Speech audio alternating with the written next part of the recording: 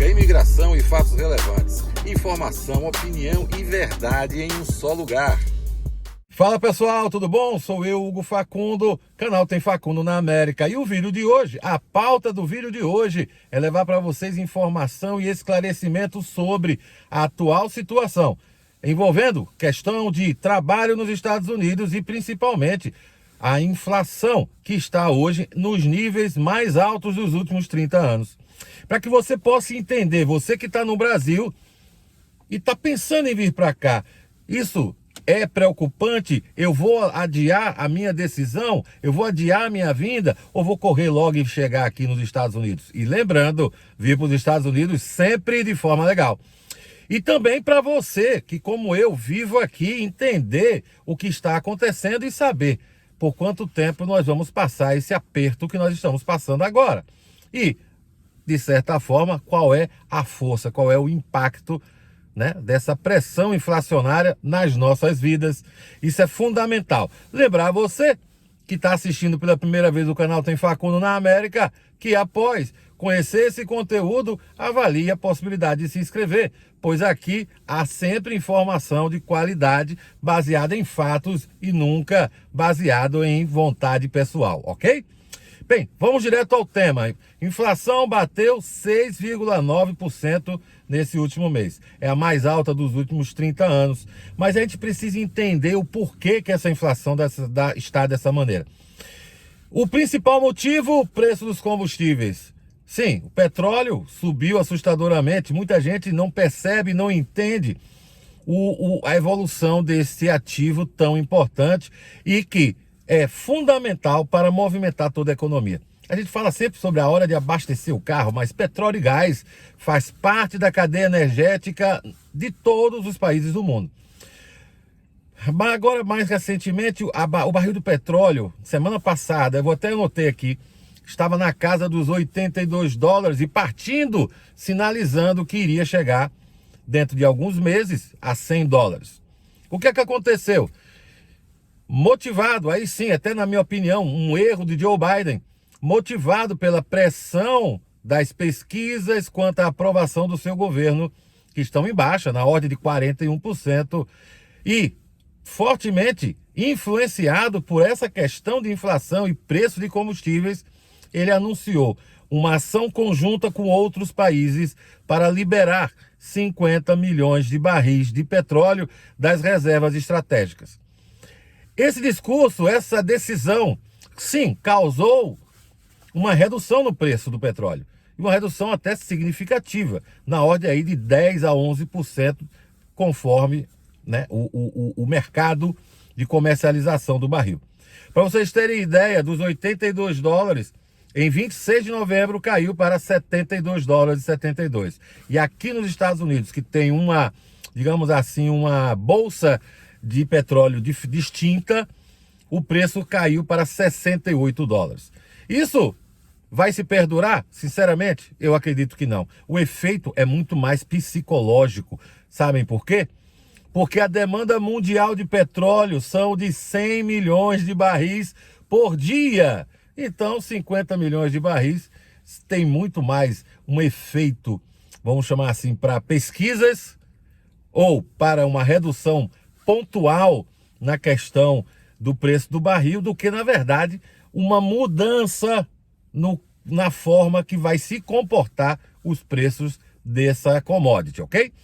Uma coisa importante, essa inflação acumulada de 6,2%, me corrigindo, não 6,9%, mas sim 6,2%, é a apuração de novembro do ano passado até outubro desse ano, ok? Agora, vejam o quanto que isso é impactado realmente pelo custo do barril de petróleo. Dessa inflação, para vocês terem ideia, os combustíveis nesse mesmo período, aqui nos Estados Unidos, subiu 49,5%. Veículos usados, subiram 26,4%. Sim, veículo usado nos Estados Unidos, como no restante do mundo, subiu de preço de uma forma assustadora. Eletricidade e gás, 11%. Já começou a não ser algo do outro mundo. Carros novos, subiu 9,8%.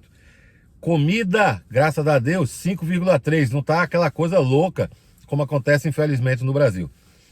Transportes 4,5%, vestuário 4,3%, moradia 3,5% e planos de saúde subiu 1,7%. Ou seja, inflação nos Estados Unidos está fortemente pressionada pelo item de combustíveis, eletricidade e gás e veículos usados. E aqui não tem como não ter carro. Não tendo carro, não tem como não usar gasolina, né? E outra coisa importante, há uma cobrança do governo para que as empresas de petróleo aumentem sua produção, que está hoje na ordem de 2 milhões de barris a menos do que há 2 anos atrás. Mas acontece é que eu não creio que elas venham a fazer esse esforço, por várias razões. Primeiro, estão fazendo caixa. Segundo, existe uma tendência mundial do fim do uso de combustíveis fósseis.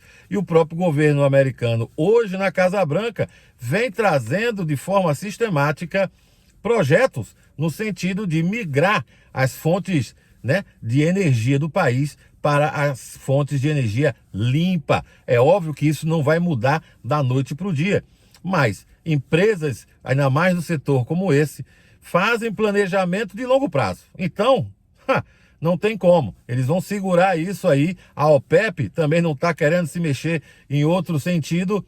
Então eles vão segurar sim. E o preço do combustível ainda vai ser algo que vai incomodar o americano comum por mais tempo do que o Biden gostaria que ocupasse. Fora isso, vem agora essa situação da nova variante do vírus, que poderá trazer 2 complicadores. A própria questão de fornecimento de combustível e também a questão de, talvez, o fechamento, mais uma vez, de diversas empresas. Sim, porque se essa variante tiver o impacto que está se ventilando na mídia, as complicações serão grandes e as possibilidades de nós vivermos mais uma vez o que vivemos no ano passado é uma realidade que não se pode descartar. Sobre desemprego, uma pequena atualização. A primeira é a dica de que você deve assistir o meu vídeo que eu publiquei no dia 15 de agosto desse ano.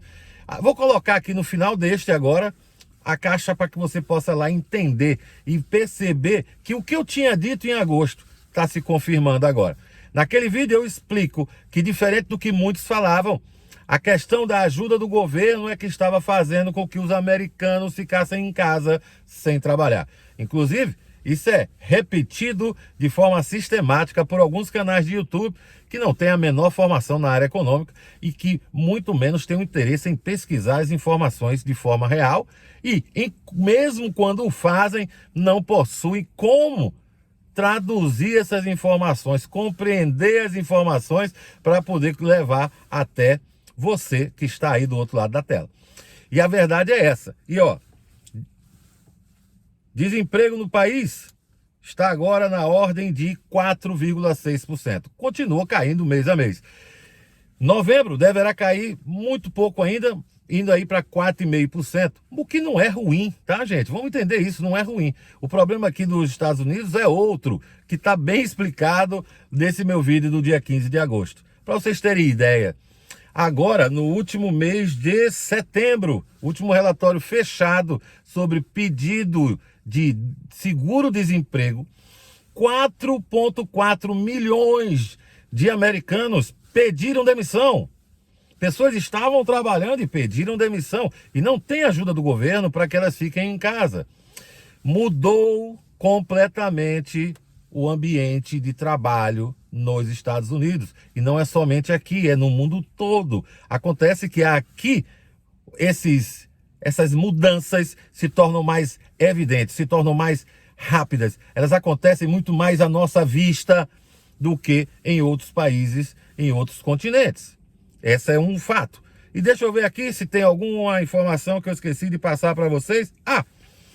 PIB dos Estados Unidos caiu, que eu digo assim, diminuiu o seu crescimento, mas segue ainda de forma positiva. Primeiro trimestre, 6,3%, segundo trimestre, 6,7%, e agora o terceiro trimestre com 2% de crescimento. Isso em números anualizados, ok?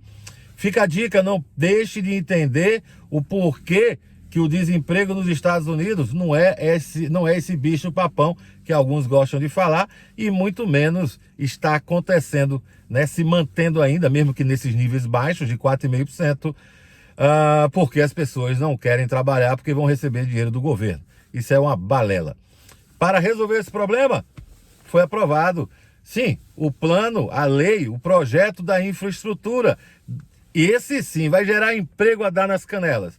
Torçamos para que essa nova variante do vírus não atrapalhe. Caso contrário, a coisa vai ficar feia.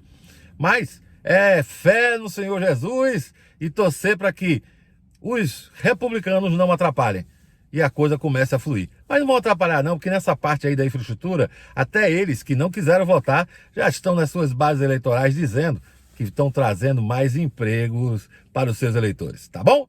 Gente, cheiro para as meninas, um abraço para os marmanjos, vida longa, morte rápida.